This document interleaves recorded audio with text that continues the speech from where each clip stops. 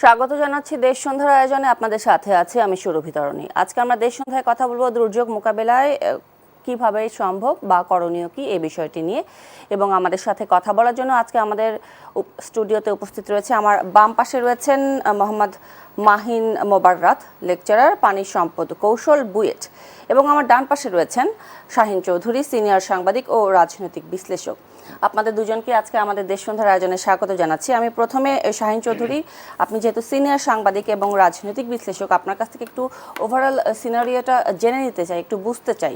আপনি নিশ্চয়ই জানেন যে এই যে বৃষ্টিপাতটা শুরু হলো, এটা হচ্ছে সাম্প্রতিককালের স্মরণকালের মধ্যে চট্টগ্রামে সবথেকে বেশি রেকর্ড বৃষ্টিপাত হয়েছে এবং খাগড়াছড়ি রাঙামাটি সড়কের একাধিক স্থানে হাঁটু পানি, বন্ধ যানবাহন চলাচল, এবং চট্টগ্রাম বিমানবন্দরেও কিন্তু ফ্লাইট নামতে পারছে না এবার।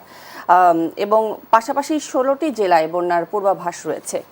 আসলে আপনি কিভাবে ব্যাখ্যা করবেন, বিশেষ করে এই যে স্মরণকালের রেকর্ড বৃষ্টিপাত যে চট্টগ্রামে হলো, এবং আমরা সবসময় দেখে আসি যে একটু বৃষ্টিপাত হলেই চট্টগ্রামের সড়কগুলো পানিতে তলিয়ে যায়। এই অবস্থা বছরের পর বছর ধরে আমরা কেন দেখছি, আসলে আপনার কি মনে হয়?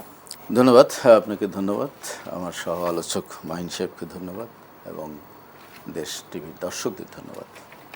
আসলে মূল বিষয়টা হলো, মানে এটা যে ইস্যুটা আজকে তুলে ধরেছেন এটা খুবই সমসাময়িক এবং আজকের জন্য খুবই রিলেভেন্ট। কিন্তু মূল কারণটা হচ্ছে, আপনি জানেন যে সারা পৃথিবীতে যে ক্লাইমেট চেঞ্জের কারণে একটি ভয়াবহ অবস্থা চলে গেছে। আমরা একটা বৈরী আবহাওয়া ফেস করছি, শুধু আমরা করছি না, সারা পৃথিবী করছে। আপনাকে উদাহরণ দিয়ে বলি যে দুবাইয়ের মতো জায়গা, যে দুবাই মরুভূমি, দুবাইতে বৃষ্টিই হয় না, বৃষ্টির জন্য তারা হাহুতাশ করে। সেই দুবাইতে 3 মাস আগের ঘটনা, এত বৃষ্টি হয়েছে যে গাড়ি পর্যন্ত বৃষ্টির পানির তোরে ভেসে গেছে, বেশ কিছু গাড়ি আরব সাগরে নিয়ে গেছে। নজিরবিহীন একটি ঘটনা। মাত্র 1 মাস বা 20 দিন আগের ঘটনা, করাচিতে এত বৃষ্টি হয়েছে যে বৃষ্টিতে ওখানে 16 জন ওই দিন মারাই গেছে পানিতে ডুবে। এটা কিন্তু এই যে ক্লাইমেট চেঞ্জের একটা প্রভাব সারা পৃথিবীতে, তার ভিতরে আমরা পড়ে আছি আমরা। আর আমাদের এখন আমার মাহিন সাহেব টেকনিক্যাল এক্সপার্ট, তার কাছ থেকে টেকনিক্যাল কথা শুনবো।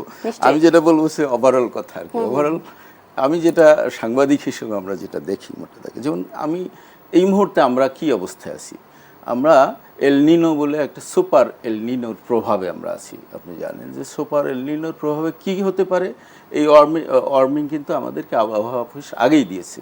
কি হতে পারে, যেটা গরমের সময় বৃষ্টি হতে পারে, আবার যখন বৃষ্টির সিজন তখন বৃষ্টি নাও হতে পারে, খরা হতে পারে।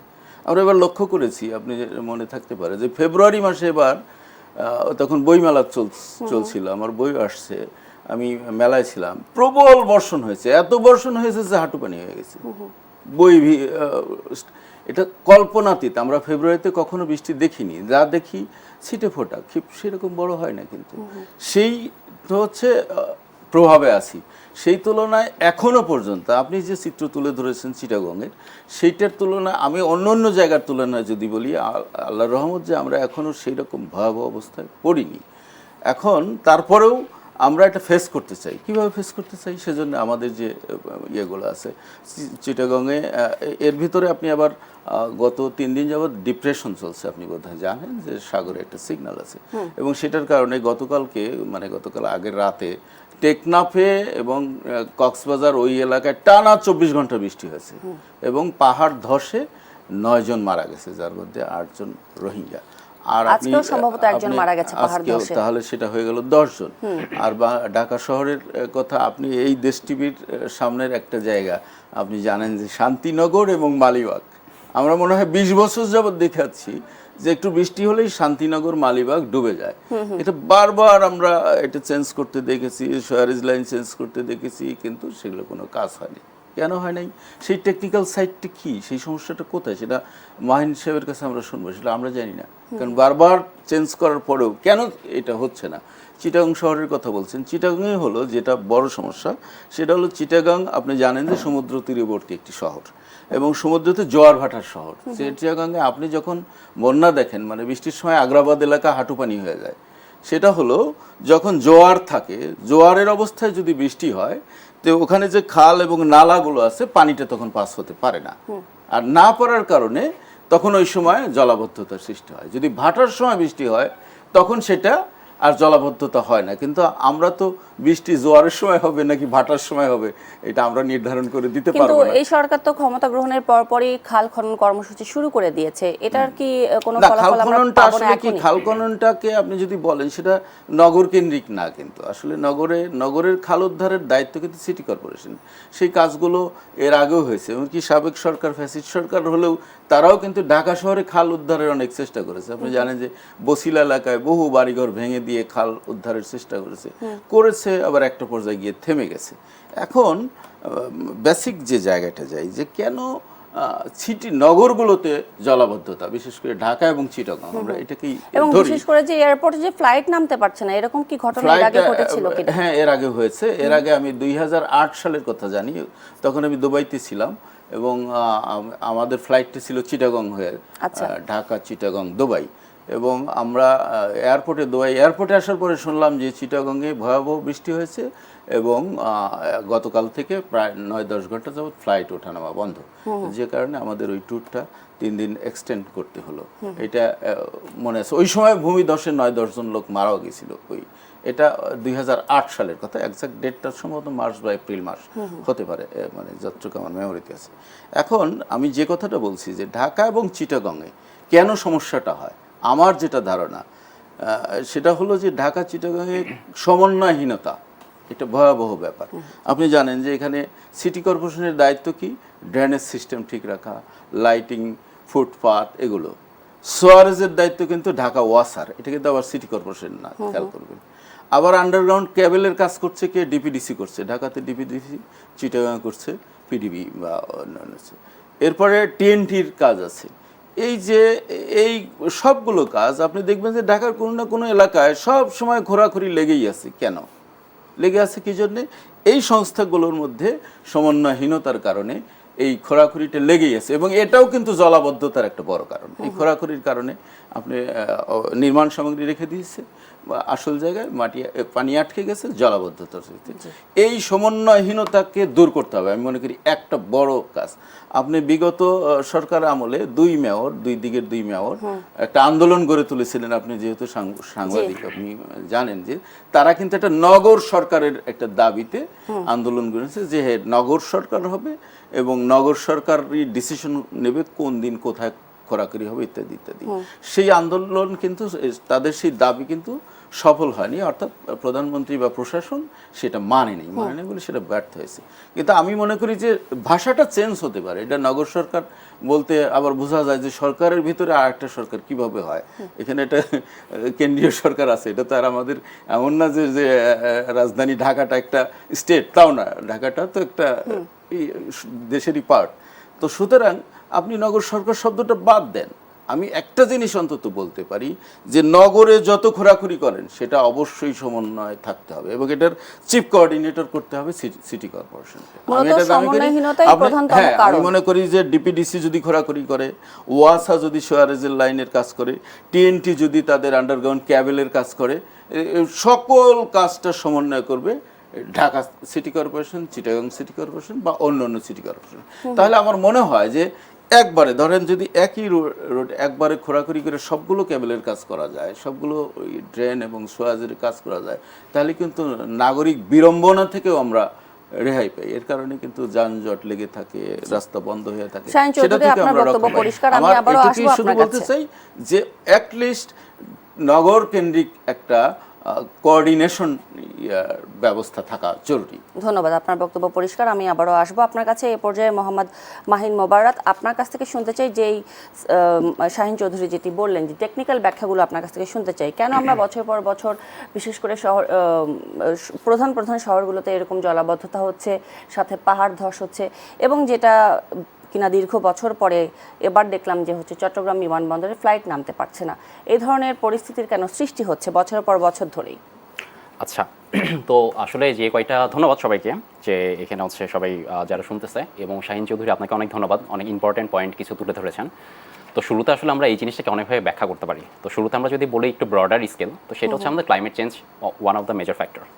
তো এইটা ছাড়াও আমাদের আসলে যে স্পেসিফিক প্রবলেমগুলো, বিশেষ করে আমরা যেটা দেখতেছি ঢাকা এবং চিটাগাংয়ে জলাবদ্ধতা, এবং দুইটা সিটিতে এই দুইটা জিনিস আলাদা আলাদাভাবে মানে প্রবলেমটা তৈরি করতেছে। তো তো শুরুতে যদি আমি ঢাকার কথা চিন্তা করি, তো শুরুতে আমরা যখন জলাবদ্ধতার কথা বলি, আমাদের মাথায় আসে যে আমাদের পানি জমতেছে, পানিগুলো ঠিকমতো নিষ্কাশন হচ্ছে না। সবাই আমরা ফোকাস করি পানি যেন নিষ্কাশন হয়, আমার ড্রেনেজ লাইন যেন ঠিক মানে করা হয়, বা যেখানে আমার করা নাই সেটা যেন করা হয়। কিন্তু কখনোই আমরা এটা ফোকাস করি না যে আমাদের যে সলিড ওয়েস্ট, যেটা আমাদের হচ্ছে লিকুইড না, যেটা সলিড, এই জিনিসগুলো যে মেইনটেনেন্স, এইটা আমরা ঠিকমতো করি না। তো বেসিক্যালি আমরা এটা সবাই জেনে থাকবো যে ঢাকা কিন্তু আমাদের 4 সাইড দিয়ে মোটামুটি 5টা রিভার দ্বারা এটা সারাউন্ডেড, এবং প্রত্যেকটা রিভারে যেটা হচ্ছে যে আমাদের এই যে আমাদের সোয়ারেজ যে লাইনগুলো, সেটা রিভারে যে আমার ফল করতেছে। এখন এই যে আমাদের ফল করতেছে, আমরা যেটা করি শুরুতে আমরা লাইনগুলো তৈরি করে রাখছি, বাট আমাদের সেটার মেইনটেনেন্স নাই। এবং মেইনটেনেন্স না থাকার জন্য যেটা হচ্ছে যে আমাদের সলিড ওয়েস্টগুলো জমে জমে সেই জায়গাটা আমাদের এই যে পানি যে নিষ্কাশন হবে, এটা সুযোগটা আমাদের নাই, বন্ধ হয়ে গেছে। আবার আমাদের এইটা 2016 সালে মোস্ট প্রবাবলি যে এটা একটা মাস্টার প্ল্যান করা হয়েছিল ওয়াসা থেকে, যে আমাদের খালগুলো আমাদের কানেক্টেড করা হবে যেন হচ্ছে আমাদের এই জলাবদ্ধতার সমস্যা যেন না হয়। তো সেই মাস্টার প্ল্যানের কোনো এক্সিকিউশন আমরা পরে আর দেখি নাই, যদিও এটা সম্ভবত হচ্ছে এই দায়িত্বটা ওয়াসা থেকে 2020 সালে এটা হচ্ছে সিটি কর্পোরেশনের কাছে চলে গেছে।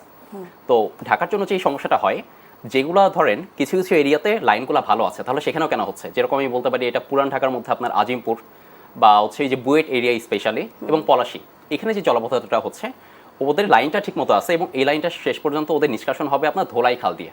তো ধোলাই খালে যেটা হয় যে আমাদের যে রিভারটা আছে, সেই রিভারের বেড লেভেলটা আস্তে আস্তে আমাদের বাংলাদেশের যে নদী, সেটা তো হচ্ছে আমাদের আসলে অনেক বেশি সেডিমেন্ট ক্যারি করে। তো আস্তে আস্তে সেই রিভারের নিচের বেডটা উপরে উঠে যাচ্ছে, এবং দেখা যাচ্ছে যে আমার যে পাইপ দিয়ে পানিটা আসবে, সেই পাইপ হচ্ছে আমার রিভারের লেভেলটা উপরে, তাহলে যাবে কিভাবে? আচ্ছা, তাহলে আমাদের হচ্ছে সলিউশন আমরা কি করলাম, সেখানে আমরা হচ্ছে পাম্প স্টেশন আমাদের দরকার, আমাদের পাম্প স্টেশন বসাতে হবে। এবং এখান থেকে হচ্ছে বেশ কিছু স্টাডি হয়েছে, মানে আমার এই রিকোয়ারমেন্টের জন্য কি পরিমাণ পাম্প স্টেশন দরকার, সেটাও তারা হচ্ছে মানে ডিজাইন করে বের করছে। বাট আমাদের যেই পরিমাণ দরকার তার তুলনায় আমি যতদূর জানি যে সেখানে হচ্ছে আমাদের 5টা দরকার, সেখানে পাস হয়েছিল 3টা, এবং 3টার মধ্যে এখন শুধু একটা হচ্ছে অপারেটেবল, মানে একটা শুধু হচ্ছে অপারেশন বা তার কাজ করতেছে। তাহলে এই একটা দিয়ে আমি কতটুকু হচ্ছে মানে কাজগুলো করতে পারবো, এবং এই মানে সেম সত্যটা এটা কল্যাণপুরের দিকে যে জলবদ্ধতা বা ওই দিকে যে আমাদের যে খালটা, সেটার জন্য সত্য। বাট এখানে কিছু আশার আলো বলা যেতে পারে, যেরকম হচ্ছে এই যে হাতিঝিল প্রজেক্ট, এটা খুবই একটা ভালো উদ্যোগ ছিল বা এখনো আছে, যেটা হয়তো হচ্ছে আমাদের মোটামুটি এই জলাবদ্ধতাকে কিছু পরিমাণ নিরসন করতে সম্ভব হয়েছে। কিন্তু মোস্ট অফ দ্য কেসে দেখা গেছে যে আমাদের এই সলিড ওয়েস্টগুলার ম্যানেজমেন্ট আমরা ঠিকমতো করতেছি না। একটা হইতেছে আমাদের ইঞ্জিনিয়ারিং সলিউশন, যে হ্যাঁ আমাদের যেখানে পানি নিষ্কাশন দরকার, আমাদের চ্যানেল করা দরকার, সেখানে আমরা দিচ্ছি। কিন্তু আমাদের যে মেইনটেনেন্স, যে না আমার এখানে সলিড ওয়েস্ট ফেলা যাবে না, যারা ফেলতেছে তার বিরুদ্ধে একটা ব্যবস্থা নেওয়া, বা ওখানে কিছু আমার হয়তো লোকবল নিয়োগ করা লাগবে, যে এখানে হ্যাঁ কোনোভাবেই যেন আমার এখানে এই শৃঙ্খলাটা সবাই মেনটেন করি। যেরকম আমরা এখন সবাই জানি যে হ্যাঁ এই যে আমরা বাংলা মোটরতে চলাফেরা করি, এখন হচ্ছে এআই ক্যামেরা আসছে, এখন কিন্তু সবাই নিয়ম মানতে বাধ্য হচ্ছে। তো এই ধরনের কিছু আমাদের টেকনিক্যালের সাথে সাথে কিছু পরিমাণ আমাদের নিয়ম আমাদের হচ্ছে ফলো করতে হবে, যেটা হচ্ছে এই কাজগুলো হবে। মাহিন সাহেব, পাহাড় থেকে যে নেমে আসা ঢল, সেগুলো আসলে রোধে বা সেগুলো মোকাবিলা করতে কি করণীয়? বিশেষ করে চট্টগ্রামে সম্ভবত 120 থেকে 121টির মতো জায়গায় রয়েছে যেখানে পাহাড় থেকে নেমে আসা ঢলে পানি আটকে 24 ঘন্টারও পার হয়ে যায়, তারপরও পানি নামতে চায় না। আসলে এই ক্ষেত্রে করণীয়গুলো কি, বা এই ক্ষেত্রে কি সিস্টেম ফলো করতে হবে? এটার আগে আমি একটু বলে রাখি, এটা যেরকম ঢাকা সমস্যা একরকম, চিটাগাং সমস্যাটা কিন্তু সম্পূর্ণ ডিফারেন্ট কোন সেন্সে, যে ওইটা হচ্ছে আমাদের কোস্টাল রিজিয়ন, এবং কোস্টাল রিজিয়ন হওয়ার জন্য আমরা যেটা করি, আমরা কিন্তু আমাদের ধরেন ঢাকার পাশে যেটা আছে আমরা বলি শহর রক্ষা বাঁধ, আর চিটাগাংয়ের পাশে যেটা আছে সেটা যদিও আমরা বলি বাঁধ, কিন্তু অ্যাকচুয়ালি ওটা হচ্ছে পোল্ডার। পোল্ডার জিনিসটা এরকম যে বাঁধ যেরকম শুধুমাত্র একমুখী থাকবে, এর দুই সাইডটা ওপেন থাকবে, বাট পোল্ডার হচ্ছে একটা সার্কেল যেটা 4 সাইডে বন্ধ করা। তো একটা চার সাইডে বন্ধ করা একটা পোল্ডার, তার মধ্যে যখন আপনার পানি জমতেছে, এবং পানি জমার পর কি হচ্ছে যে আমাদের ওই পানিগুলো নিষ্কাশনের জন্য আমাদের যে লাইনটা আছে, এবং ওখানে যে গেটটা ইউজ করা হয় যেটাকে বলা হয় ফ্ল্যাপ গেট। তো ফ্ল্যাপ গেটের স্পেশালিটি এরকম যে সে হচ্ছে একমুখী শুধু খুলতে পারবে, মানে আপনার শহর থেকে পানি যখন আপনি বের করতে চান তখন ফ্ল্যাপ গেটটা অপারেবল। বাট যখন শাহিন সাহেব যেটা বললেন যে আপনার সমুদ্রে যখন জোয়ার চলে, তখন কিন্তু সমুদ্র থেকে পানিটা আমার ওই লাইনতে ভিতরে চলে আসতে যাবে, সো আমি সেটা আসতে দিব না, সো আমি ফ্ল্যাপ গেটটা তখন বন্ধ রাখবো, সে অটোমেটিক বন্ধ থাকবে। তো এইটা হচ্ছে আমাদের টেকনিক। এখন আমাদের তাহলে পানি নিষ্কাশন করার টাইম থাকতেছে যখন আমার জ্বর থাকতেছে না, সেই টাইমটা যখন ভাটা চলতেছে ঠিক সেই টাইমটা। এবং ওখানেও সেম জিনিসটাই সত্য, যে আমাদের যেই লাইনগুলো দিয়ে পানিগুলো পার হয়ে যাবে সেই লাইনগুলো আসলে এনাফ না। আর আমাদের কখনোই আমরা কিন্তু এটাকে মাস্টার প্ল্যান ফলো করি না। যেরকম আমাদের যে কোনো মাস্টার প্ল্যানে কিন্তু এটা থাকে যে এটা আমাদের 5 বছর 10 বছরের জন্য প্রোগ্রাম না বা প্ল্যান না। যেরকম পদ্মা সেতু, এটা আমাদের 100 বছরের জন্য ডিজাইন করা। ঠিক সিমিলারলি এই জিনিসগুলো আমাদের মাস্টার প্ল্যানের আওতায় আনতে হবে, কারণ আমাদের ক্লাইমেট চেঞ্জের যে বিষয়টা আসতেছে এখন কিন্তু আপনাদের আপনি ধরেন 10 থেকে 15 বছর আগে যদি চিন্তা করেন, তখন আপনি যেই ভলিউমের পানি নিয়ে আপনি ডিজাইন করছেন, এখন সেটা সম্ভব না। আপনি ধরেন সারা বছর হয়তো পানির পরিমাণ বাড়বে না, বরং বৃষ্টিপাত কমবে, কিন্তু যেটা হবে যে আগে ধরেন যেটা আমার এক সপ্তাহের বৃষ্টিপাত হতো সেটা সাডেনলি হয়তো একদিনে বা 2 ঘন্টা সেই সেম বৃষ্টিপাতটা হবে। তো আমাদেরকে এখন চিন্তা করতে হবে জাস্ট ইন ফিউচার ক্লাইমেট চেঞ্জের যে ইফেক্টটা সেটাকে অ্যাড্রেস করে আমাদের যেন এই মানে সলিউশনগুলো করা হয়। জি, আবারও আসবো আপনাদের দুজনের কাছে, তবে একটি বিরতির পরে ফিরতে চাই দেশ সন্ধ্যায়। দর্শক, দেশ সন্ধ্যা থেকে নিচ্ছে একটি বিরতি, সাথেই থাকবেন।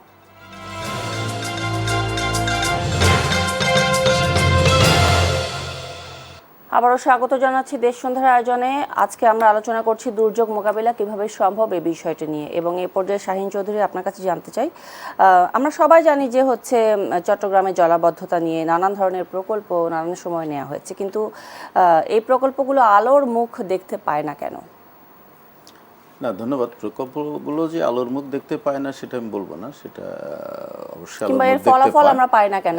ফলাফল কেন পাই না সেটা বলার আগে আমি একটু ভাইকে ধন্যবাদ দিই, আমি মাহিন ভাইকে, যে তিনি একটা ইম্পর্টেন্ট পয়েন্ট এখানে পয়েন্ট আউট করেছেন, যে সলিড ওয়েস্টের ম্যানেজমেন্টটা, এটা কিন্তু আসলে খুবই ইম্পর্টেন্ট।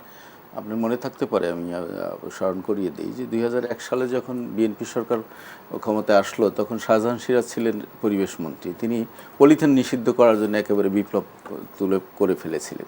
যাই হোক, কিছুদিন হয়তো নিষিদ্ধ ছিল, বিকল্প পাট টাটের ব্যাগ ইউজ হচ্ছিল, সেটা আবার গত 15-16 বছরে যা তাই হয়ে গেছে।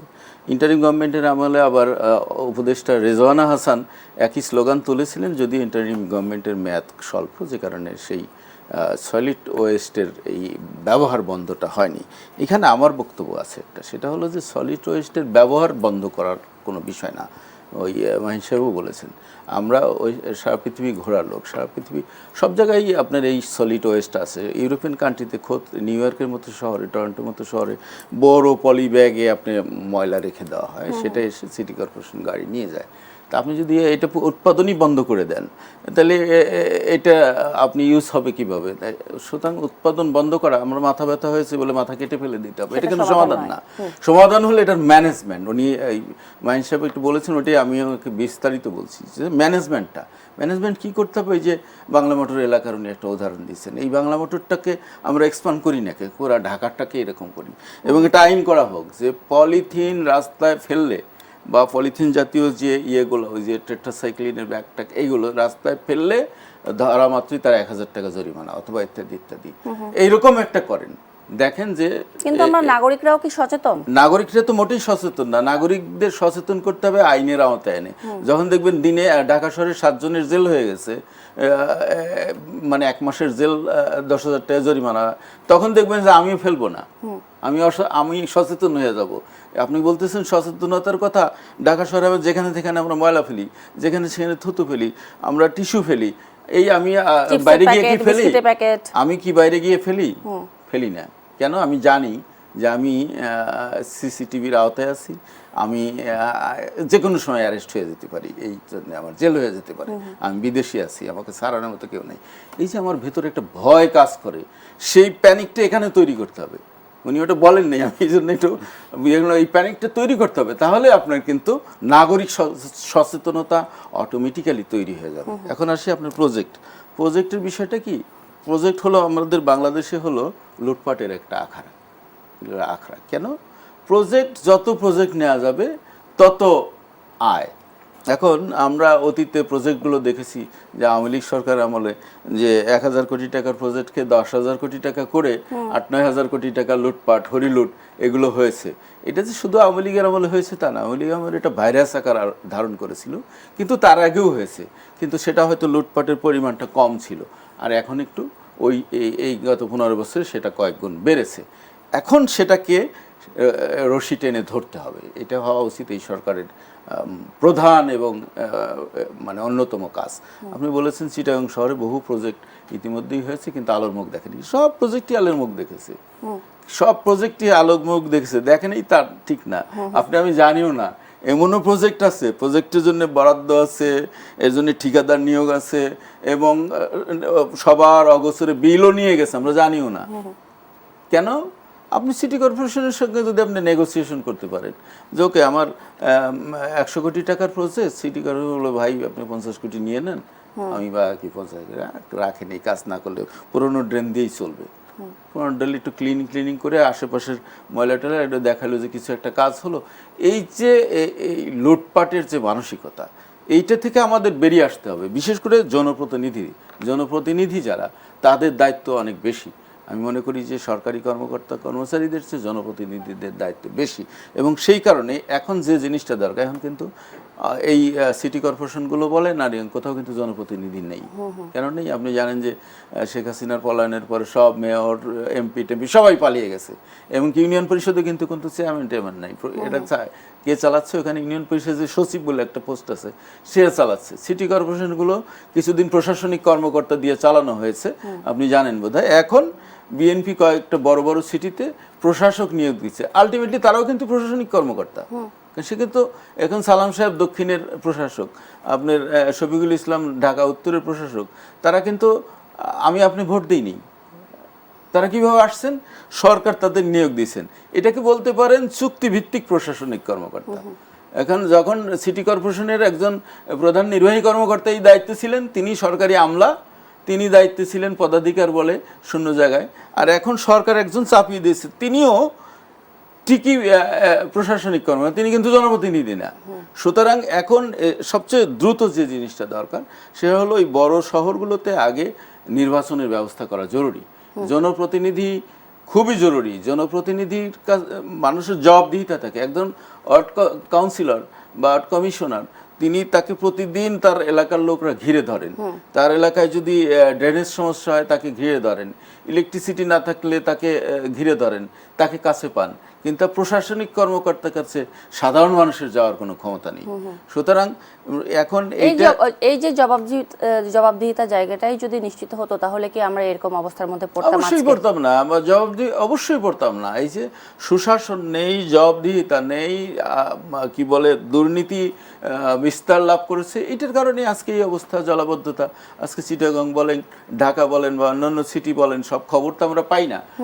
আমাদের সব জায়গায় কিন্তু আছে জলাবদ্ধতা। যে শুধু যে এখানে সিলেটে মাঝে আপনার একবার মনে আছে যে সিলেটে, এটা 2-3 বছর আগের কথা, 4 বছর আগের কথা, প্রবল বর্ষণে এমন বন্যা হলো যে দাঁড়িয়ে দেখলাম সিলেটে, তখন মেয়র ছিলেন হলো এখন যিনি পরিবেশ, এখন প্রবাসী কল্যাণ মন্ত্রী, তিনি নিজে এই পানির ভেতরে আটকে পড়া রিক্সাকে টেনে সরিয়ে দিচ্ছেন। এটা হলো তার সস্তা জনপ্রিয়তা নেয়ার একটা কৌশল। এটা কিন্তু সমাধান না। এটা আমরা দেখেছি, আমার সিম্প্যাথি জেগেছে যে আরে এই লোকটা নিজেই হাঁটু পানিতে রিক্সা টেনে দিচ্ছে, কত না জনপ্রিয় একটা লোক। কিন্তু এটাও তার একটা রাজনীতি। এটা কিন্তু সমাধান না। তাকে বের করতে হবে সমাধান। তাকে বের করতে হবে যে আগে যে প্রজেক্টগুলো ছিল ড্রেনেজের, সোয়ারেজ লাইনের, সেইটা কেন কাজ হয় নাই, কেন খাল ভরাট হয়ে গেছে, নগরের ভিতরে খালগুলো কেন দখল হয়ে গেছে। খাল দখল করে ওখানে প্রথম কি করে, আগে একটু ওই পাইলিং করে পিলার উঠিয়ে উপরে একটু ঘর করে। আপনি দেখবেন দখলের কৌশলটা নিচ দিয়ে, অ্যাজ ইফ যে সোয়ারেজ সিস্টেম বহাল আছে, অসুবিধা নেই। আস্তে আস্তে দেখবেন যে ওটা মাটি দিয়ে ভরাট করেছে সবার অলক্ষ্যে। এইগুলো বন্ধ করতে হবে। আপনি একজন নগরকর্তা, তিনি গিয়ে পানিতে, হাঁটু পানিতে দাঁড়িয়ে রিক্সা টানলেন, এটা কিন্তু সমাধান না।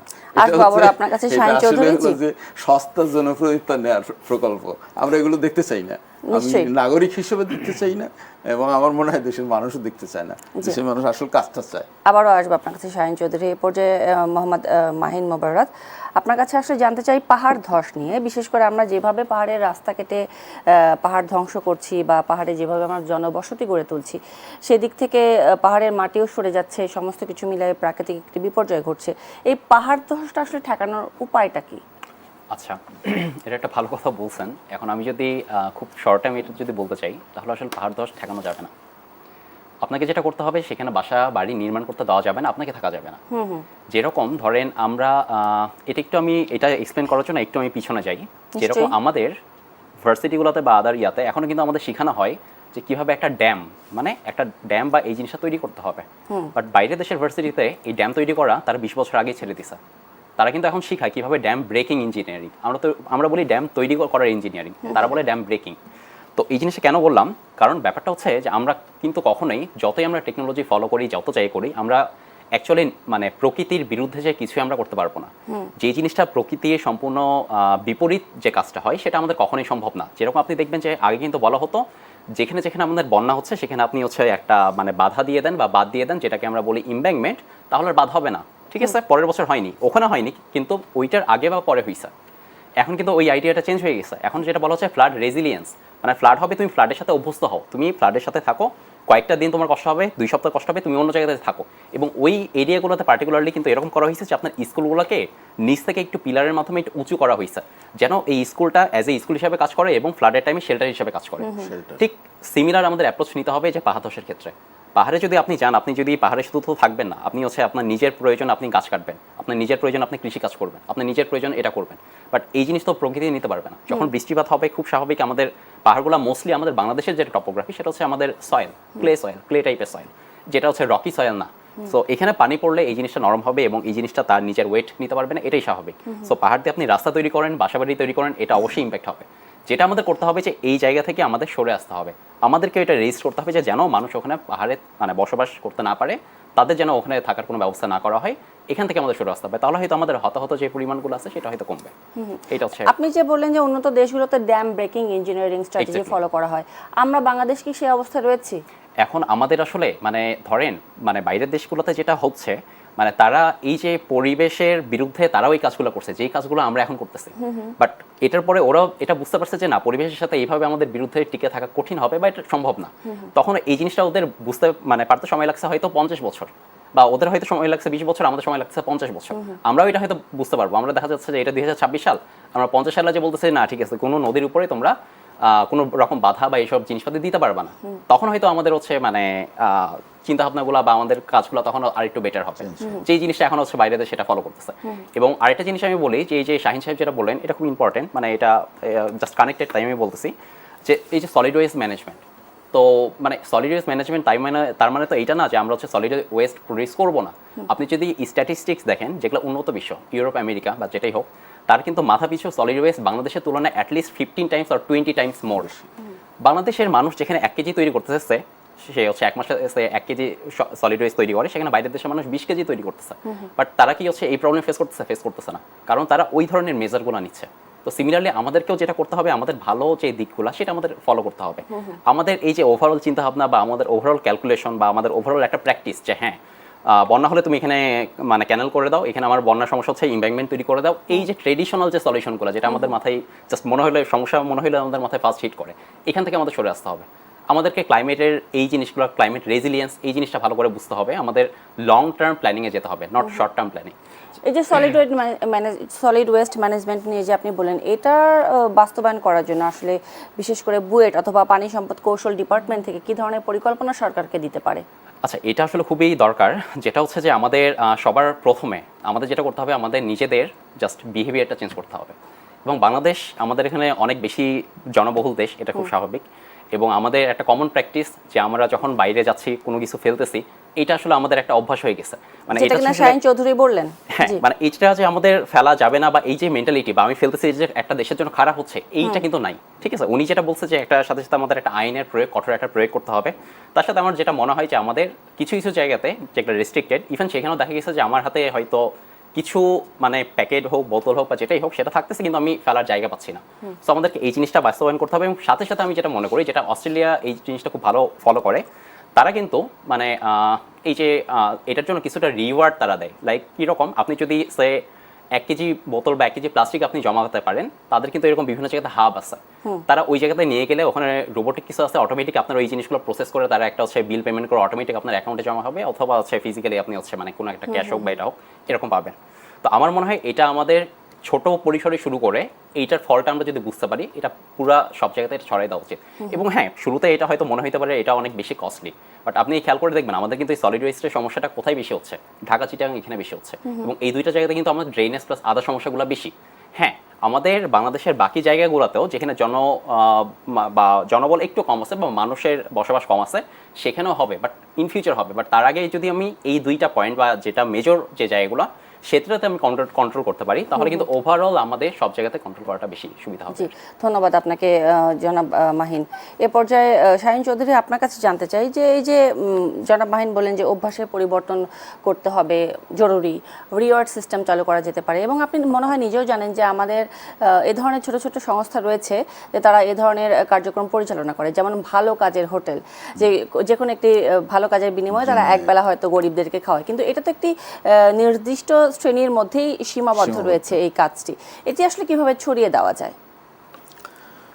ধন্যবাদ। আমি আপনার এই প্রশ্নের জবাব দেওয়ার আগে আমি একটু পাহাড় দোষ নিয়ে আর একটু যোগ করি ওনার সঙ্গে। পাহাড় দোষ মাহিন ভাই যেটা বলেছেন যে ইয়েটা সচেতনতা, সেটা তো মূল বিষয়টা, কিন্তু পাহাড় ধস আমাদের যে কারণে হয় সেটা হলো পাহাড়গুলো থেকে গাছ কাটার জন্য প্রভাবশালীরা লিজ নেন বিভিন্ন জায়গা থেকে। এটার সঙ্গে বন বিভাগের এক শ্রেণীর অসাধু কর্মকর্তা দায়ী। লিজ নিতে গিয়ে তারা গাছ কাটতে গিয়ে দেখা গেলো পাহাড়ের গোড়া থেকে মাটিও কেটে ফেলে। এবং যখন প্রবল বর্ষণ হওয়ার পরে তখন এই পাহাড় ধস হয়।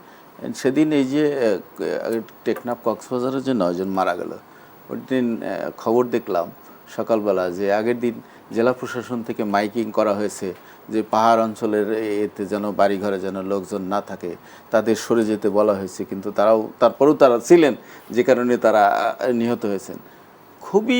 খুবই নিন্দনীয় এটা। আমার কথা যে আপনি বৃষ্টি শুরু হয়েছে ওই সময় মাইকিং কেন? আপনি সারা বছর কি করেছেন? পাহাড়ের পাদদেশে বাড়ি হচ্ছে, যেটা ঝুঁকিপূর্ণ জায়গায় বাড়ি হচ্ছে, সেই বাড়িগুলো কেন হচ্ছে, কিভাবে হচ্ছে? প্রশাসন তখন কি করেছে? এই জায়গাটা আপনি করে দেন, সিল করে দেন যে এলাকায় কোনো বসবাসী বাড়ি নির্মাণ করা যাবে না। সেটা না করে আপনি প্রবল বর্ষণের আশঙ্কা দেখে, আবহাওয়া সংকেত দেখে মাইকিং করলেন, করার পরে আপনি দায়িত্ব এড়িয়ে গেলেন যে 9 জন লোকের যে জীবন গেল, আমি আগের দিন তো মাইকিং করেছি, তারা সরে যায়নি, অতএব তারা মারা গেছে, আমি কোনো দায়ী না। খুবই ছিলি ব্যাপার। এগুলো যেন যেটা না হয়, এটা আমার মনে হয় যে এটা সরকারকে দেখতে হবে, প্রশাসনকে দেখতে হবে, স্থানীয় জনগণকেও এটা দেখতে হবে। আমি কিন্তু জনগণের মধ্যেও সচেতনতা দরকার যে পাহাড়ের গোড়ায় কেন বাড়ি করে আছে একটা লোক। আমাদের আরও তো সমতল ভূমি আছে বা নিরাপদ জায়গা আছে, সেটা খুব জরুরি। এখন আপনি আসছেন যে ওয়েস্ট যেটা ভালো কাজের যে অভ্যাস, হ্যাঁ, ভালো কাজের এই রিওয়ার্ডের এটা আমি কীভাবে ছড়ানো যায়, এই ছড়ানোর জন্য আমি মনে করি যে এটা যে সরকার কি করতে হবে, নট দ্যাট।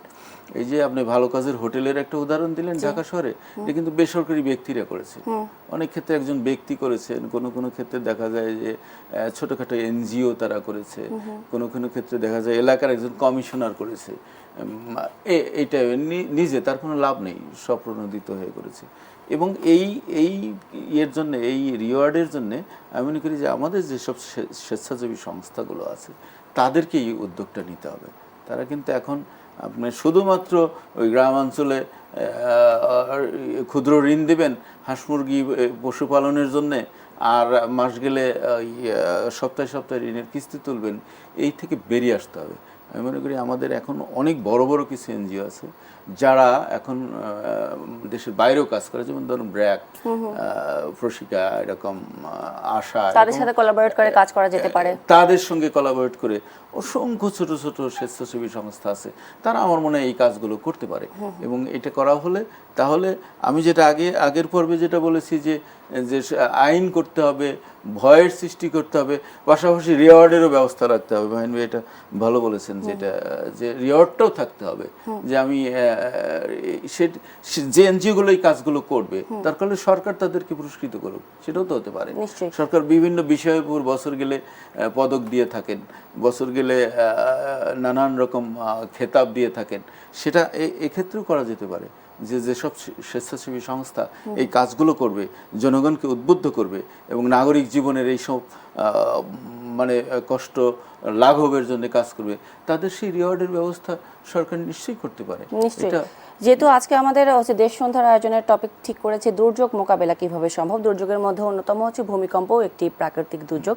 এটি নিয়েও আমরা একটু কথা বলতে চাই, আলাপ আলোচনা করতে চাই আপনাদের দুজনের সাথে, তবে একটি বিরতির পরে ফিরে আসবো আপনাদের দুজনের কাছে।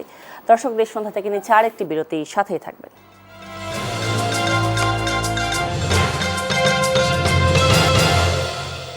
আবারও আমন্ত্রণ জানাচ্ছি দেশ সন্ধ্যার আয়োজনে। আজকে আমরা কথা বলছি দুর্যোগ মোকাবিলা কিভাবে, এই বিষয়টি নিয়ে। এবং এ পর্যায়ে মোহাম্মদ মাহিন মোবাররাত, আপনার কাছে জানতে চাই যে বিরতিতে যাবার আগে বলে গিয়েছিলাম যে ভূমিকম্প অন্যতম একটি প্রাকৃতিক দুর্যোগ, এবং এই দুর্যোগে আসলে কি করণীয়? বিশেষ করে সাম্প্রতিককালে আমরা বেশ কয়েকটি মোটামুটি ধরনের ভূমিকম্পের সাক্ষী হয়েছি। সরকারের বর্তমানে কি ধরনের পরিকল্পনা নিয়ে এখন থেকেই আগানো উচিত? আচ্ছা, যদি আমরা এটার কথা চিন্তা করি, আসলে ভূমিকম্পের জন্য সবচেয়ে বেশি রিস্কি যেটা, যখন আমরা বাসাবাড়িতে অবস্থান করতেছি সেটাই সবচেয়ে আমরা রিস্কি। যখন আমরা বাইরে থাকতেছি হয়তো বা রিলেটিভলি আমরা সেফ। তো আমি যদি বলি যে এখন থেকে কি পদক্ষেপ নেওয়া যেতে পারে, এখন থেকে পদক্ষেপ নেওয়ার মতো বিষয় হচ্ছে যে এখন থেকে যেন বিল্ডিং যেগুলো তৈরি হবে, যা ক্ষতি হয়ে গেছে সেই বিল্ডিংগুলোকে আমরা হয়তো নতুন করে আমরা মানে খুব তাড়াতাড়ি বা কম সময়ের মধ্যে আমরা চেঞ্জ করতে পারতেছি না। আর এখন থেকে যে বিল্ডিংগুলো হবে সেগুলো যেন প্রপার বিল্ডিং কোড মেনটেন করে করা হয়, সেটা খুব স্ট্রিক্টলি ফলো করা। যেরকম আমাদের প্রত্যেকটা বিল্ডিং, সেটা রেসিডেন্সিয়াল হোক বা হচ্ছে আমাদের মানে আদার কোনো প্রাতিষ্ঠানিক বা যেটাই হোক, আমাদের কিন্তু বেশ কিছু রুলস আছে এবং আমাদের এই রুলসগুলো কিন্তু সেট করা হয় ভূমিকম্প থেকে শুরু করে আদার যে আমার ন্যাচারাল যে ডিজাস্টার যেগুলো আছে সেগুলোকে অ্যাড্রেস করার জন্যই। যেরকম আমি পার্টিকুলারলি যেহেতু বলছেন ভূমিকম্পের জন্য, তো বিল্ডিংয়ের কিন্তু আপনার যেরকম ধরেন একটা বিম থাকবে, কলাম থাকবে বা হচ্ছে রুফ থাকবে, ডিজাইনটা কিন্তু এরকম যে যদি আপনার ওই বিল্ডিংটা সেই লোড বা ভূমিকম্পের লোড নিতে না পারে, সে সবার ফার্স্টে যেটা ফেল করবে সেটা হচ্ছে আপনার রুফ। সো রুফ যদি আপনার মানে ফল করে, দেন তারপরে আমার হচ্ছে কলাপস করা শুরু করবে আমার বিমগুলা, এবং সবার লাস্টে আমার যেটা কলাপস করবে সেটা হচ্ছে ফাউন্ডেশন। সো এই জন্য বলা হয় যে হ্যাঁ, ভূমিকম্প হলে আমাদের ফাউন্ডেশনের কাছাকাছি আশ্রয় নিতে বা শেল্টার নিতে, সেখান থেকে নেমে যাওয়া। তো এই যে আমাদের হচ্ছে এরকম পার্ট বাই পার্ট কেন ডিজাইন করা হয়, কারণ যদি আমার এরকম কোনো একটা মানে প্রবলেম আমরা ফেস করি, যেন আমরা এনাফ টাইম পাই যে পুরো বিল্ডিংটা কলাপস করার আগে আমরা যেন এখান থেকে বের হয়ে যেতে পারি। এইটা তো এটা হচ্ছে একমাত্র কাইন্ড অফ সলিউশন যেটা হচ্ছে আমরা ফলো করতে পারি। কিন্তু বের হয়ে যাব কোথায়? কারণ ঢাকা শহরের যে অবস্থা এবং চট্টগ্রাম নগরীতেও একই অবস্থা, যে বাসার সামনে জায়গা নেই, বাসার পিছে জায়গা নেই, চারিদিকে বিল্ডিং আর বিল্ডিং। এটা একটা সমস্যা। আপনি এটা দেখবেন যে যদি কথার কথা আমাদের পুরান ঢাকার কথা বলি বা ঢাকার মোস্ট অফ দ্য এরিয়াতেই যেটা হয়েছে যে বিল্ডিংগুলো খুবই কম স্পেসে, এবং আপনি দেখবেন যে একটা বিল্ডিং থেকে আরেকটা বিল্ডিং এ যে পরিমাণ ডিসটেন্স রাখা উচিত সেটাও তারা রাখে না, এবং সামনে যতটুকু রাস্তা রাখা উচিত সেটা সম্ভব হচ্ছে না। তো এখন ব্যাপার হচ্ছে যে মানে আমি এটাই আবারও বলতেছি যে আমরা হচ্ছে এখনো যে আমাদের বড় মাত্রায় ভূমিকম্প হচ্ছে না বা আমরা সাস্টেইন করতেছি, এটা আমাদের সৃষ্টিকর্তার কৃপাই। তাছাড়া আমাদের মানে বড় ভূমিকম্প হলে সত্যি কথা বলতে চাই এইসব এরিয়ার মানুষজন আমরা হয়তো এখান থেকে সাস্টেইন মানে বাঁচার আসলে সত্যি কথা বলতে উপায় নেই। কয়েকদিন আগে ভেনেজুয়েলাতে যে ভূমিকম্পটি হলো, এটি যদি ঢাকা শহরে কিংবা বাংলাদেশে যদি হতো তাহলে কি অবস্থা হতো? এটা সবার সবচেয়ে বেশি ক্ষতিগ্রস্ত হবে ঢাকা এবং তারপর চিটাগাং এবং এরকম টাইপের যে আমার হচ্ছে সবচেয়ে জনবহুল যে জায়গাগুলো এবং যেখানে খুব ঘনবসতিপূর্ণ, সেটা সবচেয়ে বেশি ক্ষতিগ্রস্ত হবে। এবং আমাদের হচ্ছে আমরা পুরান ঢাকার কথা বলি আর মোহাম্মদপুরের কথা বলি, প্রত্যেকটা জায়গাতেই আপনি দেখবেন যে আপনার এই রাস্তাটা খুবই ন্যারো, যেখান থেকে মানে হয়তো কেউ যদি দৌড়েও পালাতে চাই সেটা হয়তো সম্ভব হবে না। তো এটা আসলে আমাদের কি বলবো, এটা আমাদের এখন থেকে অ্যাটলিস্ট যেটা করা উচিত সেটা হচ্ছে আমাদের এই বিল্ডিং কোডগুলো প্রপারলি ফলো করা উচিত। এবং আমরা যেটা করি যে মোস্ট অফ দ্য কেসে আমরা হচ্ছে অবৈধভাবে এই জিনিসগুলো ডিজাইন হোক বা আদার জিনিসগুলো অ্যাপ্রুভ করে দিচ্ছে, এটা আসলে করা কোনোভাবে উচিত। মাহিন সাহেব, আপনি তো বুয়েটের লেকচারার হিসেবে আছেন, আপনি কি জানেন নাকি যে আসলে ঢাকা শহরের কথাই যদি আমরা ধরি, কয়টি বিল্ডিং আসলে বিল্ডিং কোড মেনে তৈরি করা হয়েছে? এটা আসলে কয়টি, তো এই সংখ্যাটা আসলে বলা যাবে না, কিন্তু যদি এটা নিয়ে কোনো রিসার্চ হয়েছে কিনা? না, এটা নিয়ে তো সবসময় এটা হচ্ছে, কিন্তু ব্যাপার হচ্ছে যে ধরেন এই যে ইনফরমেশনগুলো কতগুলো বিল্ডিং আসলে প্রপারলি বিল্ডিং কোড মেনে করতেছে, আপনি যদি কোথাও যে আপনি জাস্ট ইঞ্জিনিয়ারের সাথে কথা বলতে চান, আপনি দেখবেন যে এই ইনফরমেশনগুলো তারা দিবে না। এবং মোস্ট অফ দ্য কেসে তারা হচ্ছে মানে যখনই আপনি কোনো একটা জায়গাতে ট্রান্সপারেন্ট না, তখনই তো আমাদের সন্দেহটা আসে, তার মানে সেই যেটা ফলো করা উচিত সেটা ফলো করতেছে কিনা। এবং যদি বাস্তবতার কথা বলি তাহলে হ্যাঁ, মোস্ট অফ দেম তারা হচ্ছে এটা ফলো করে না। এবং এটার একটা উদাহরণ হচ্ছে আমি বলি যে আমাদের একটা স্টুডেন্ট মানে আমাদের হচ্ছে একটা কোর্স আছে এরকম যে আমরা একটা বিল্ডিংয়ের বিভিন্ন পোর্শন আমরা কয়েকটা গ্রুপে স্টুডেন্টদের ভাগ করে দিই এবং বিভিন্ন বিল্ডিংয়ে আমরা পাঠাই। সেটা কনস্ট্রাকশন সাইট হইতে পারে, যে বিল্ডিংটা সম্পূর্ণ তৈরি হয়েছে সেইটা হইতে পারে, বা মাঝামাঝি তৈরি হইতে পারে। এবং ওদেরকে বলা হয় যে হ্যাঁ, ওখানে ডিজাইনগুলো এরকম হচ্ছে ওরকম হচ্ছে, তোমরা এটা দেখে আসবা এবং তোমরা যেটা পড়ছো সেটার সাথে মিলাবা যে এটা ঠিকমতো হচ্ছে কিনা, এবং ফাইনালি কোর্সের শেষে বা টার্ম শেষে আমাদেরকে একটা মানে প্রেজেন্টেশন দিবা যে তোমরা ওখান থেকে কি শিখছো এবং তোমাদের বইয়ের সাথে সেটা কতটুকু। এবং মোস্ট অফ দ্য কেসে এবং 90% কেসেই তারা বলে যে স্যার আমরা ওখানে গেছিলাম কিন্তু ওনারা আমাদেরকে কোনো ইনফরমেশন দেয়নি, আমরা ওখানে গেছিলাম তারা হচ্ছে আমাদের কোনো ইনফরমেশন শেয়ার করেনি এবং আমাদেরকে হচ্ছে মানে কোনোভাবে আমাদেরকে ওখান থেকে বের করে দিচ্ছে বা করে দিচ্ছে। তখন আমরা তাকে বলতাম যে হ্যাঁ তুমি বলবা না যে তুমি বুয়েট থেকে আসছো বা তুমি এখানে আসছো, তুমি জাস্ট তার সাথে এমনি গল্প করে তুমি দেখো যে কিছু ইনফরমেশন বের করতে পারো কিনা। তো দেখেন স্ট্র্যাটেজিগুলো আমাদের কিভাবে চেঞ্জ হচ্ছে। আমি তো ও যে বিল্ডিং তৈরি করছে বা যেই মানে রুলস মেনে করছে, সেটা তো সে যদি তার দিক থেকে প্রপার হয়ে থাকে তাহলে তো সেই ইনফরমেশন আমাদেরকে দিতে তার ক্ষতি নাই। নিশ্চয়ই। বাট অবশ্যই এখানে সমস্যা হচ্ছে জন্য সেই ইনফরমেশনগুলো পাস করতেছে না। এবং আমরা যখন ভূমিকম্প হচ্ছে তখন আমরা দেখতেছি যে যেই বিল্ডিং আমার করছে 5 বছর হয়নি 2 বছর হয়নি সেই বিল্ডিং এ ফাটল আসতেছে, এটা তো সম্ভব না। আমরা যখন একটা রাস্তা তৈরি করি, এই রাস্তা কিন্তু আমাদের হচ্ছে মোটামুটি ডিজাইন পিরিয়ড থেকে 40 বছর। আপনি বলেন যে কোন রাস্তাটা বাংলাদেশে 40 বছর থেকে আসছে, ঠিক আছে 40 বছর হয়তো আমার থিওরিটিক্যালি, বাট প্র্যাকটিক্যালও যদি আমি চিন্তা করি, যেটা আমার বাইরের দেশে স্টিল প্র্যাকটিস হয়, সেটা হচ্ছে আমাদের একটা রাস্তা টিকবে তাও 20 বছর মিনিমাম টিকবে। সে কোন রাস্তাটা দেখেন বাংলাদেশে 20 বছর ধরে একই অবস্থায় আছে। তো এই রাস্তার মতো বিল্ডিংগুলোর সিচুয়েশনও তাই হয়েছে যে তারা কোনো কোড মেনটেন করতেছে না। এবং যদি এরকম আমার বড় মাত্রায় ভূমিকম্প হয় তাহলে সত্যিও বলতে বাঁচার উপায় এখানে নাই। ধন্যবাদ আপনাকে মাহিন মোবারক আপনার বক্তব্যের জন্য। এ পর্যায়ে শাহিন চৌধুরী, আপনি শুনলেন মাহিন সাহেবের বক্তব্য। আসলে যেটা বলা যায় রাস্তাঘাট, বিল্ডিং, পাহাড়, পর্বত কোনো কিছুই আসলে নিয়ম মেনে পরিচালিত হচ্ছে না, এবং আপনার নিজেরও মনে থাকার কথা সম্ভবত, এবং আমি যদি ভুল না করি কয়েক বছর আগে রাজুকের তরফ থেকে ভূমিকম্প যখন আমরা আবার কয়েক বছর আগে সাক্ষী হলাম, তখন কিন্তু বেশ কয়েকটি ভবন লাল কালিতে চিহ্নিত করা হয়েছিল যে এগুলো ভূমিকম্পের জন্য ঝুঁকিপূর্ণ।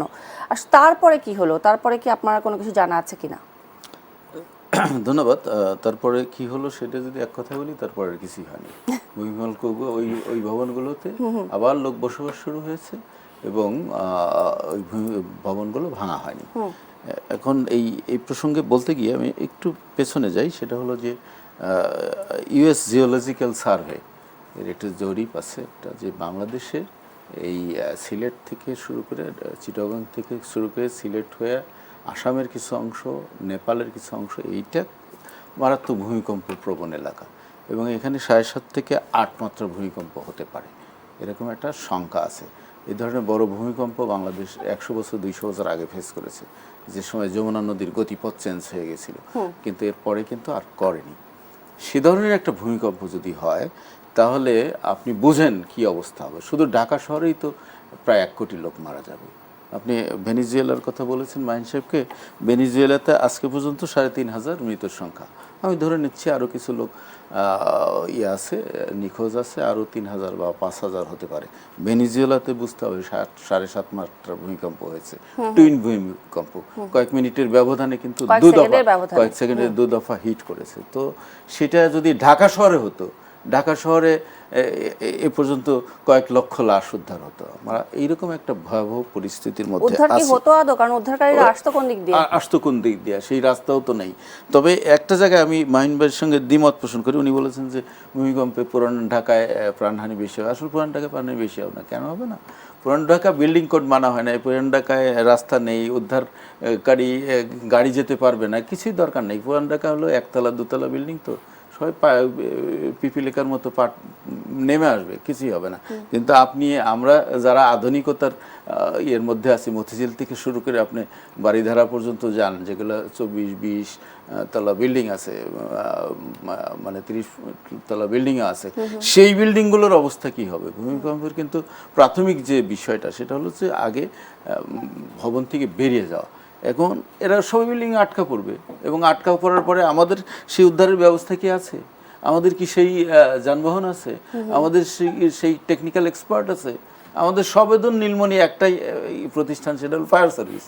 আপনি নদীতে ডুবলেও ফায়ার সার্ভিস, আগুন লাগলেও ফায়ার সার্ভিস, ভূমিকম্প হলেও ফায়ার সার্ভিস, আপনি ওই কূপের ভিতরে বাচ্চা পড়ে গেছে সেখানে fire service. Why fire service? How come? Fire সার্ভিসের লোকবল কত? ফায়ার সার্ভিসের ইনস্ট্রুমেন্ট কি আছে আমরা কি জানি? ভূমিকম্প উদ্ধার প্রশিক্ষণ বা কতটুকু পর্যাপ্ত আছে? নাই। কিন্তু ফলে আমরা কিন্তু একেবারে একটা আনসার্টেন অবস্থার মধ্যে আছি। আমাদের ওই যে আমরা বিরতির সময় কথা বলতেছিলাম, ওইটি আসল কথা, যে আল্লাহর অশেষ রহমতে কিন্তু আমরা টিকে আছি, যে আমাদের এখানে একটা মারাত্মক ভূমিকম্প হচ্ছে না। এটা আমি জানি না তিনি কতদিন আমাদের প্রতি এই রহমত বহাল রাখবেন।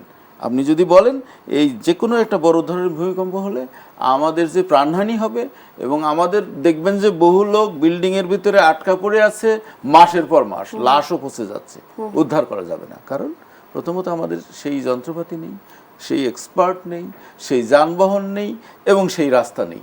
এর আগে আপনি বিল্ডিং কোড নিয়ে কথা বলেছেন যে কি পরিমাণ বিল্ডিংয়ের বড় সমস্যা কি জানেন? আমরা অপরাধী, আমরা শুধু দোষারোপ করি রাজুককে, আমরা দোষারোপ করি সিটি কর্পোরেশনকে, কিন্তু আমরা নিজেরাও অসৎ কি জন্যে? ধরেন আমি একজন ব্যক্তি, আমি একটা প্ল্যান পাস করিয়ে আনলাম, আমার 5 কাঠা জমি আছে, রাজুকে একটা প্ল্যান দিয়ে দিল, আমি চেষ্টা করি পুরো 5 কাঠার মধ্যেই বিল্ডিংটা করব। আমার যে 4 ফিট করে চারদিক দিয়ে রাখতে হবে সেটা আমি চিন্তাও করি না। আমি যে আটকে পড়ে মারা যাব আমি এটা চিন্তাও করি না। এটা তো হচ্ছে ভয়াবহ অসততা, ভয়াবহ রকম নাগরিক সচেতনতার অভাব।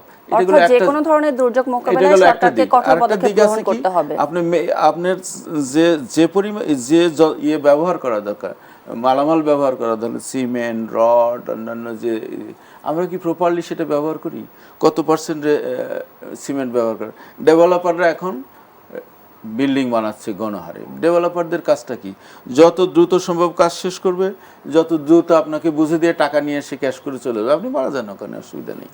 আপনি অর্থাৎ তারা এই যে প্রপারলি ইনস্ট্রুমেন্ট ইউজ করছে কিনা, রড যত মোটা দেওয়ার কথা সেটা দিচ্ছে কিনা, আপনার সিমেন্ট যত পার্সেন্টেজ দেওয়ার কথা সেটা দিচ্ছে কিনা, আপনি কংক্রিট দিয়ে ঢালাই করার কথা সেটা করছে কিনা, তার পরিবর্তে ইট দিয়ে করছে কিনা, আপনার ইন্টারনাল ইয়েগুলো, পার্টিশনগুলো যেখানে 10 ইঞ্চি হওয়ার কথা বা 5 ইঞ্চি হওয়ার কথা সেখানে সে 3 ইঞ্চি করে ছেড়ে দিচ্ছে কিনা, এইটা দেখারও কিন্তু কোনো কর্তৃপক্ষ নেই।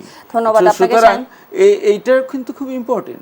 এইটা আপনি যদি সামগ্রিকভাবে আপনি আত্মরক্ষা করতে চান, বাঁচতে চান, তাহলে এই সমস্ত জায়গায় আপনাকে নজর দিতে হবে, নজরদারি বাড়াতে হবে, সচেতনতাও বাড়াতে হবে। জি, ধন্যবাদ আপনাকে শাহীন চৌধুরী এবং মোহাম্মদ মাহিন মোবারক, আপনাদের দুজনকে আজকে আমাদের দেশ সন্ধ্যার আয়োজনে সময় দেওয়ার জন্য। দর্শক, এই ছিল আজকের মতো দেশ সন্ধ্যার আয়োজনে। ধন্যবাদ সবাইকে সাথে থাকার জন্য।